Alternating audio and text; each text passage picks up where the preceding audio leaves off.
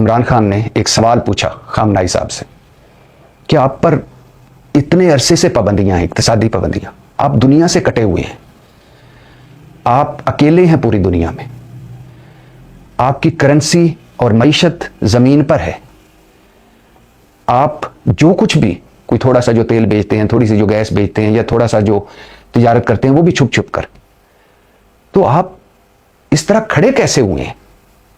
اس طرح آپ کا وجود کیسے قائم ہے؟ اس طرح آپ ایک مٹھی کی طرح قوم کیسے بنے ہوئے ہیں؟ تو خامنائی صاحب ہلکے سے مسکرائے اور پھر عمران خان صاحب کی طرف دیکھ کر کہا کہ میں حیران ہوں کہ آپ پاکستان کے وزیر اعظم ہو اور آپ مجھ سے یہ سوال کر رہے ہو۔ عمران خان کے چہرے پر حیرت آئی اور انہوں نے کہا کہ کیا مطلب؟ خامنائی صاحب بولے کہ یہ جو کچھ آپ دیکھ رہے ہیں اس میں ایک بڑا کردار ہے علامہ اقبال صاحب کا۔ ہم نے علامہ اقبال صاحب سے سیکھا کہ کیسے کھڑا ہوا جا سکتا ہے، کیسے اپنا وجود برقرار رکھا جا سکتا ہے۔ اور آپ علامہ اقبال صاحب تو آپ کے قومی شاعر ہیں، تو آپ کیوں نہیں علامہ اقبال صاحب سے فیض یاب ہوتے؟ یہ ذوالفقار چیمہ صاحب جو آئی جی موٹر وے تھے، یہ غالباً انہوں نے بھی یہ واقعہ لکھا ہے،